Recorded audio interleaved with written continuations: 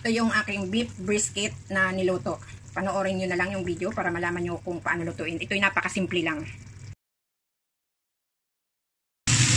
Ayan, dito yung lulutuin ko. Beef brisket yan. Saka ito na bibili with carrot. Ayan.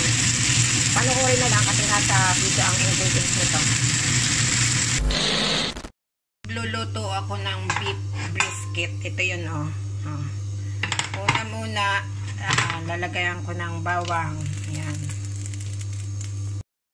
Bawang at mantika. Yan, nauna pala yung linis na yan at saka nahiwa ko na. So ngayon meron na yang mantika at saka bawang. Yan. Then isusunod ko itong hiniwang sibuyas. Ang sibuyas pwedeng gamitin yung kulang malaki o kaya yung puti. Yan. Haluin lang. Siyempre kapag bumabango na okay na yan.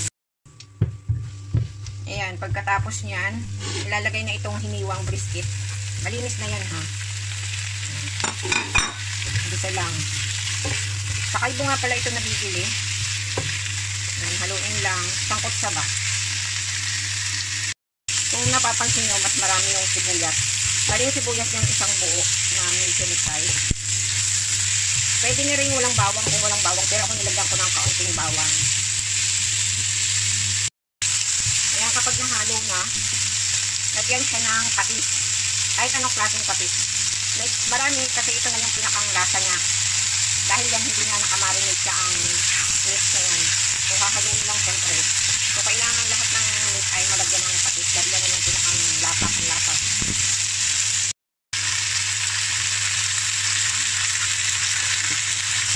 Halo lang ng halo.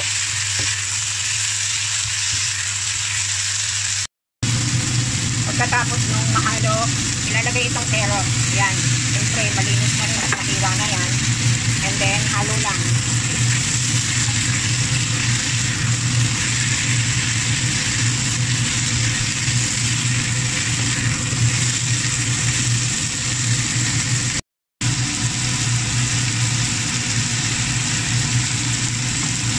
Pagkatapos yan, lalagyan ng tubig. Yan.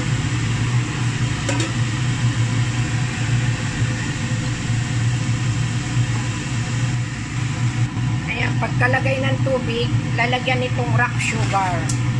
Ayan, 2 piraso yung inilagay kong rock sugar.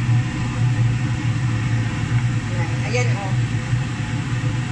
Rock sugar. Pagkatapos niyan, tatakipan. Ayan, hihintayin kumulo. Ito yun, oh, rock sugar. Ayan, kumulo na. So, pag kulo na ganyan, syempre may bubbles yan. Ayan, tanggalin lang. Ayan, tanggalin lang lahat. Ayan. Ayan, tinanggal ko na din yung mga parang yellow dahil yun yung taba. Ayan. Ayan, pagkaalis ng bubbles, anong taba sa ibabaw, tatakpan. Pag natakipan, hinaan ng apoy until to cook. Pero syempre, in the middle of cooking, buksan mo na lang at iyong halo-haluin. Ganun. Ayan, aking titingnan.